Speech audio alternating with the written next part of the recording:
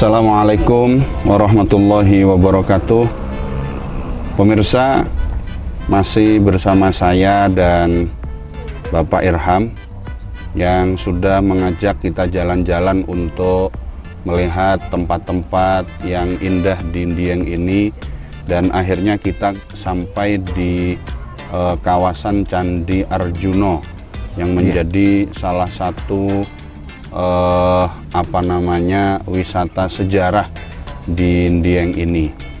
Oleh karena itulah sudah beberapa tempat kita berbicara dengan Bapak Irham tentang sejarah dan hal mitos lainnya, dan sekarang kita akan berbicara tentang sejarah daripada Candi Arjuna ini. Bagaimana Pak Irham? Ya, terima kasih. Kita sekarang sudah berada di pusat wisata Dieng, yaitu komplek Candi Arjuna, di mana tadi telah kita lihat bersama peninggalan cagar budaya yang selama ini sudah dilindungi oleh pemerintah dengan situs-situs sejarah seperti candi. Dan saat ini kita juga di lokasi Dharmasala, yang Dharmasala ya, dan mana dulu tempat ini menurut keterangan sejarah adalah tempat di mana para Brahmana atau para sahastri di situ itu menetap di sini untuk menggali ilmu, sehingga tempat ini dinamakan Dharmasala. Dharmasala, iya. Tempat di mana sahastri atau Brahmana mencari ilmu. Pemirsa, istilah sahastri ini kemudian saat ini menjadi istilah santri. Jadi santri itu diambil dari bahasa Sanskerta, yakni sahastri atau sastri, di mana artinya adalah mereka para pencari ilmu yang kemudian pindah dari rumah ke tempat yang dikhususkan oleh kiai, atau kalau di para Brahmana untuk mencari ilmu atas bimbingan para alim pada saat itu, nggih. Jadi ini adalah kawasan di mana mereka itu bermukim di sini sementara untuk mencari ilmu. Menurut keterangan zaman dulu, para resi dan para Brahmana itu bertempat di sini, dan juga para sahastri itu sendiri. Para resi, para Brahma dan para sahastri. Ya. Resi itu apa, Pak? Kalau resi itu, yang saya paham, resi itu tukang buat keris. Apakah lebih empu. Dari itu? Empu ya? Kalau keris itu empu. Kalau resi itu semacam kayak tokoh, sekarang tokoh agama yang menguasai tentang ilmu-ilmu tertentu. Kalau Brahmana itu sendiri memang dia para orang-orang yang ahli dalam ibadah, ya, karena di sini penganutnya dulu penganut Brahma dan Siwa. Kalau melihat dari situs-situs candi-candi di sini adalah penganut Siwa, dan mereka juga disebut para Brahmana karena di sini ada juga relief Brahma itu sendiri. Nah, di situ yang menggali ilmu di sini itu disebut dengan sahastri karena itu bahasa Sanskerta, sehingga tergandeng di sini ada sebuah kayak semacam tempat pendidikan dulu, di mana mereka mencari ilmu itu di tempat ini. Dan termasuk ini merupakan mungkin asrama-asrama atau tempat-tempat sahastri atau Brahma mencari ilmu di sekitar sini. Iya, tempat mungkin. Kalau di sana tadi candi itu memang mungkin tempat-tempat dulu mereka beribadah itu di sana. Kalau di sini tempat mereka bermukim, di mana di sini terlihat memang bangunannya selain kalau candi itu lengkap bangunan strukturnya adalah batu, kalau di sini buat dengan tataran bawah itu batu, tapi atasnya itu sudah memakai kayu atau rumpun-rumpun bambu. Dan Pak Irham, kira-kira sejak tahun berapa bangunan ini kemudian dipugar atau ditemukan oleh orang-orang sini, dan kemudian pemerintah turun tangan untuk mengkonservasi, untuk menggali lebih dalam tentang keberadaan candi ini. Iya. Kalau setahu kami sebagai masyarakat di sini itu awal mula candi ini sudah mulai diekskavasi atau diangkat itu dari Hindia Belanda dulu, itu sudah dimulai, di mana di sini terletak ada saluran Gasiran Aswatama karena dulunya di sini tergenang air sehingga dibuat saluran air untuk keluar, sehingga candi-candi yang ada di tengah ini muncul juga artefak-artefak yang sudah berserakan itu kelihatan. Kemudian dirawat oleh BPJB. Apa itu BPJB ini badan perlindungan atau badan yang mengatasi atau melindungi serta merawat benda cagar budaya. Ya. Nah, sehingga sampai saat ini masih dirawat dan dilindungi oleh BPJB di sini, di mana juga dari BPJB ini dikerjasamakan sama Dinas Pemda atau Dinas Pariwisata untuk sebagai wisata sejarah, sehingga masyarakat bisa mengakses seluruh sejarah yang ada di Dieng ini, terutama di Kompleks Candi Ajiran ini, dan juga bisa diakses nuansa alamnya yang cenderung memang identik dengan dingin, dan di mana bulan-bulan tertentu keluar juga salju-salju di area ini, sehingga area ini bulan-bulan tertentu seperti bulan Agustus di saat suhu paling dingin sampai minus itu keluar embun upas kalau bahasa sini, kalau bisa dicermati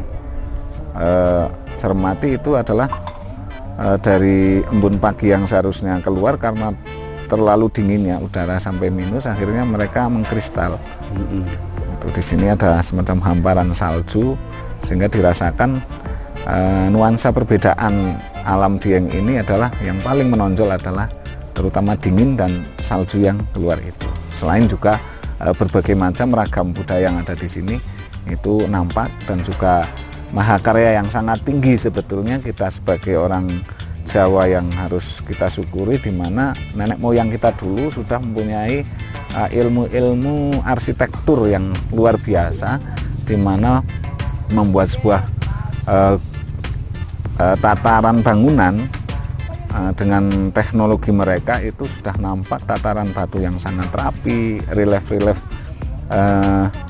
ukiran-ukiran batu, pahatan batu yang juga sangat menarik dan juga punya arti tertentu, dan juga bisa diartikan pada zamannya dulu itu diperkirakan abad 7 abad 8 ini sudah ada peradaban yang luar biasa, sehingga khasanah yang ada di khususnya Dieng ini di Jawa ini memang menjadi salah satu daya tarik kepada seluruh generasi muda, di mana masa lampau dulu dengan berabad-abad ini sudah punya ilmu atau keahlian yang luar biasa, sehingga meninggalkan sebuah karya yang luar biasa ini tentunya akan bisa menarik dari seluruh generasi muda yang akan datang untuk selalu berkarya seperti halnya nenek moyang yang dulu berkarya di sini.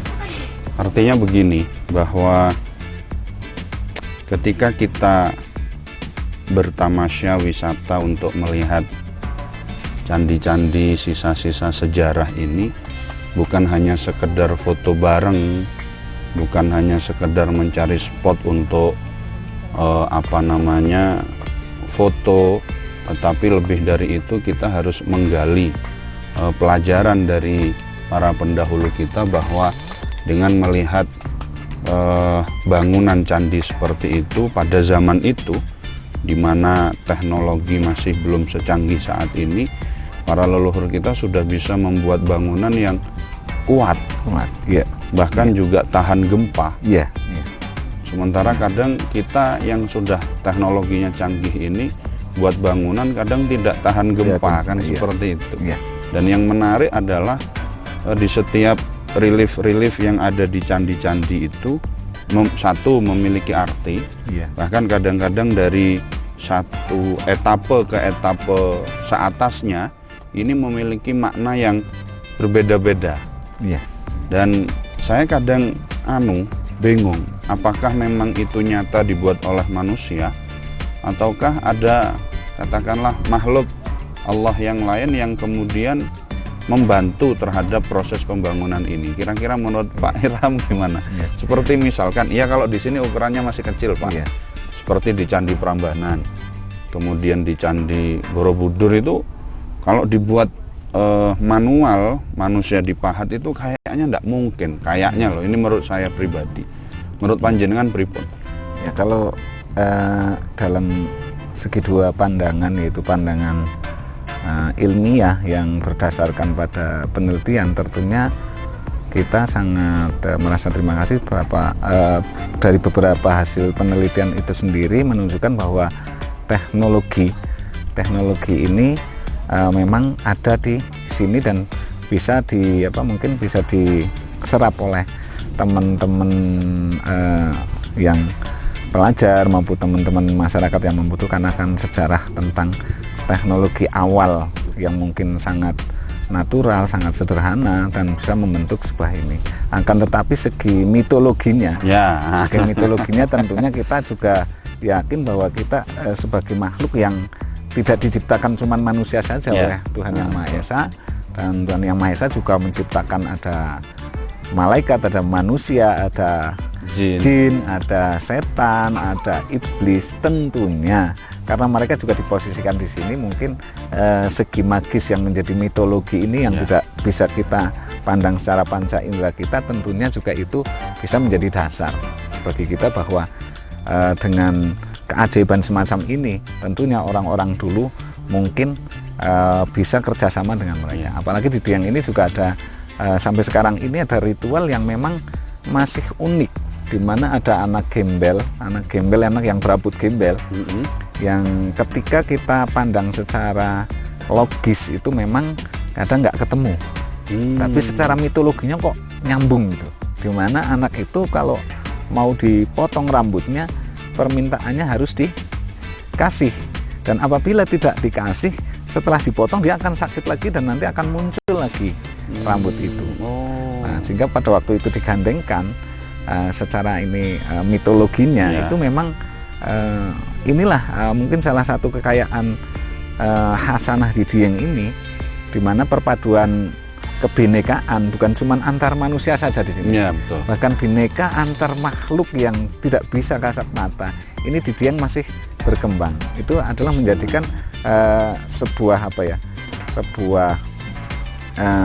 mungkin pendidikan atau rasa tergugah kita bahwa ketika kita ke Dieng itu bisa mengambil hikmah bahwa kebinekaan, rasa persaudaraan, rasa kemanusiaan, bahkan di sini yang tidak cuman kemanusiaan saja, mungkin secara mitologinya ini bukan cuman manusia saja, di sini ada gandengannya di mana makhluk-makhluk astral atau makhluk yang lain ini di sini masih berkembang secara mitologi, seperti orang-orang cerita tentang Ki Semar, ada cerita tentang anak gembel ini punya damyangnya anak gembel itu yang dia itu meminta sesuatu itu masih memang di sini menjadi sebuah kearifan lokal yang ketika itu dikemas ternyata memang membuahkan sebuah karya besar, seperti kalau di sini ada DCF di mana bisa mendatangkan ribuan orang sehingga perekonomian di sini bisa berjalan, bisa terangkat. Itu ya. Jadi sisi positifnya di sini itu adalah ketika kita kemas, kita betul-betul kita gunakan kearifan lokal ini, bukan berdampak terhadap negatif, tapi justru positifnya sangat tinggi, di mana masyarakat bisa mempunyai rasa peduli peninggalan dari nenek moyang kita yang ada di sini itu bisa terjaga, terlindungi, dan juga bisa menghasilkan sebuah karya-karya masyarakat, seperti kearifan lokal masyarakat yang punya kreativitas yang lain di sini bisa muncul. Iya. Baik Pak Irham, tadi Bapak mengatakan bahwa di dataran ini dulu digenangi oleh air. Apa memang karena saya melihat ini kita sekarang ini berada di satu cekungan nggih. Iya, Di mana ini dikelilingi oleh bukit-bukit dan bukit-bukit. gunung, ya. Iya. Dan kita lihat tadi di Telaga Merdada, kemudian Telaga Warna itu sepertinya posisinya kita itu sedang berada di tengah-tengah antar bukit ini. Iya. Dan mungkin seperti tadi saya dengar dari ceritanya jenengan bahwa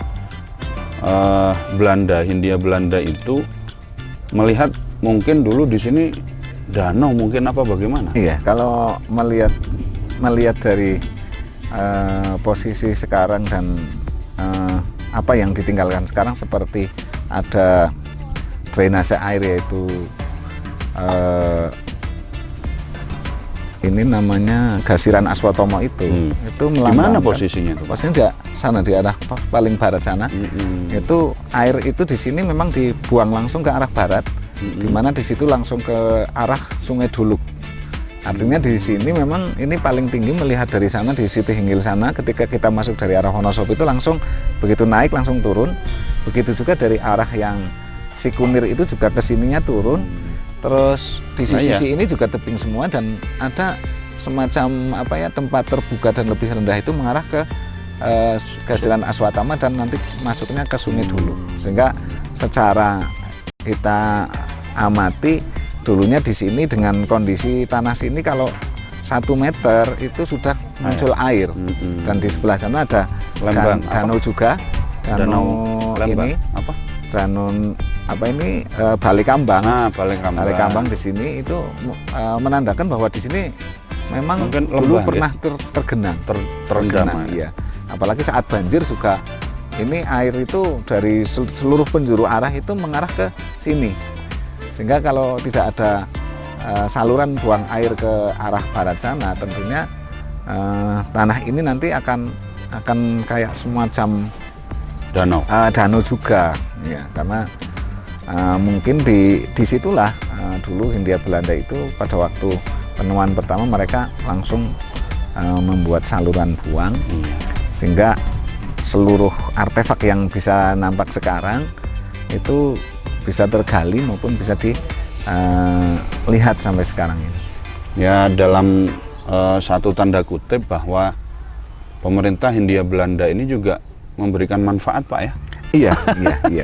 Banyak sekali peninggalan Hindia Belanda yang sampai saat ini masih kita manfaatkan. Iya. Satu misalkan penemuan seperti ini, kemudian juga Borobudur itu juga saya yakin adalah pemerintah Hindia Belanda juga ikut andil untuk merawat dan membentuk karakter bangunan yang ada di Borobudur, termasuk juga pabrik gula sekarang. Itu juga sebagian besar dan mungkin semuanya itu adalah peninggalan produk kolonial pemerintahan Hindia Belanda. Baik, ada cerita apa lagi Pak Irham di area kawasan Candi Arjuna? Nama Arjuna sendiri itu diambil dari, kalau Arjuna sendiri itu memang kalau melihat antara keberadaan candi yang dengan relief dari relief candi itu mengarah pada penganut Siwa, itu tentunya dengan penamaan candi yang sekarang kok pewayangan ini adalah penamaan itu diambil dari kearifan lokal masyarakat. Karena memang untuk posisi Dieng sendiri sekarang ini 99% itu Muslim. Ya. Padahal dulunya mungkin bukan ya? Bukan. Kalau melihat dari peninggalan ini memang besar dulu ini, pusatnya Hindu itu ada di sini juga. Salah satu pusat. Iya, salah satu pusat. Besar ini berapa hektar area itu? Kalau areanya itu agak kurang paham. Kalau secara positif seberapa luasnya, cuman di sini memang sudah ada pemukiman yang masuk di area sini, pemukiman khususnya masyarakat yang sini, yang cenderung memang sudah semua di Muslim. Nah, cuman yang menjadi daya tarik dan menjadi keunikan umat Muslim yang ada di Dieng ini itu tetap punya kiat dan kekeh untuk melindungi warisan cagar budaya ini. Ini yang menjadi nilai positif bagi kita, di mana seorang komunitas yang punya keyakinan lain tapi dia tetap bisa menjaga, melindungi situs yang tanda kutip adalah bukan situs sesuai dengan keyakinan mereka. Akan tetapi mereka punya keyakinan bahwa situs ini adalah tinggalan nenek moyang. Nah, disinilah ragam dan juga hasanah masyarakat sini melambangkan betapa arif dan bijaknya masyarakat sini untuk menjaga sebuah situs, sebuah peninggalan yang tentunya dengan mereka semacam itu pada akhirnya sekarang masyarakat bisa mendapatkan manfaatnya terutama. Artinya bahwa generasi daripada Dieng ini adalah generasi yang rahmatan lil alamin. Iya. Kenapa saya katakan generasi rahmatan lil alamin? Satu, masyarakat Dieng bisa menjaga alam. Buktinya kentang, kemudian gubis dan lain-lainnya. Ini luar biasa di Dieng ini. Kemudian yang kedua juga menjaga alam, menjaga alam ini supaya tetap subur, kemudian menjaga situs-situs ini supaya tetap terjaga dan menjadi salah satu bukti bahwa bangsa ini adalah bangsa yang maju.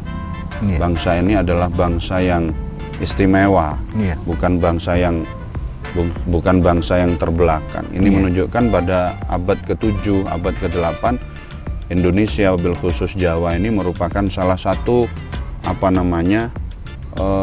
salah satu poros dunia. Mungkin dalam hal pertanian, dalam hal yang lain. Cuma itu kurang kita gali, ngoten Pak Irham. Iya. Ya, pada mulanya memang kita di sini kebetulan sekali di tanah yang sangat-sangat subur, dengan udara yang dingin dan cocok dengan tanaman-tanaman yang mungkin secara varietas mereka itu bisa diambil dari daerah-daerah lain atau negara-negara lain. Pada muasal varietas itu bisa tertanam di sini seperti halnya kentang dan juga tanaman-tanaman lain yang bisa dimanfaatkan atau dikembangkan oleh petani. Dan alhamdulillah juga petani di sini itu dari dulu bisa mandiri dari hasil pertaniannya, karena memang alam di sini itu sangat mendukung, sehingga dari berbagai macam varietas itu bisa ditanam di sini, sehingga kecukupan masyarakat di sini itu sampai saat ini masih terdorong mayoritas dari pertanian.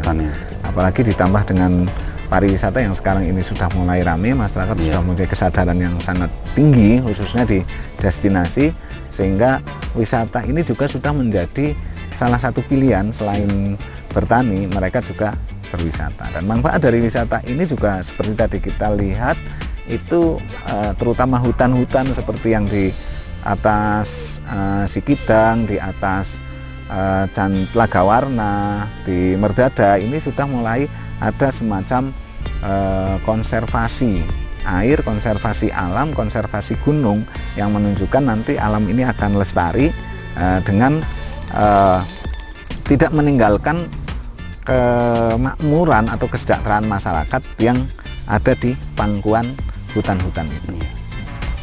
Oke, terima kasih Pak Irham sudah ngajak jalan-jalan tim Kedai Bincang dari Telaga Mardana, Telaga Mardada sampai kemudian ke mana? Kawah Sikidang. Kawah Sikidang, cuma tidak jadi tadi ke sawah. Iya, masih ditutup karena masih ditutup. Kemudian kita ke Telaga Warna, dan di situ kita bisa melihat telaga-telaga yang lain. Dan beliau ini pemirsa Kedai Bincang juga merupakan owner daripada pesantren pertanian Batabana. Nah, ini pesantren pertanian Batabana ini sampai sekarang sudah berhasil menanam sekitar 6.000 pisang emas Kirana. Emas Kirana. 6.000 pisang emas Kirana. Dan alhamdulillah pisang-pisang ini kemudian masuk ke beberapa sektor perekonomian, baik di supermarket atau bahkan di rumah sakit. Demikian obrolan saya dengan Bapak Irham, dan kita sudah jalan-jalan. Semoga video ini bisa memberikan manfaat kepada kita semuanya, wabil khusus generasi muda. Ayo kita jaga alam bumi pertiwi Indonesia ini, dan kita jaga situs-situs yang menjadi kebangsaan bangsa kita Indonesia. Terima kasih dari saya dan seluruh kerabat kerja mengucapkan mohon maaf yang sebesar-besarnya kalau ada banyak kekurangan. Wallahul muwaffiq ila aqwamit thoriq. Wassalamualaikum warahmatullahi wabarakatuh.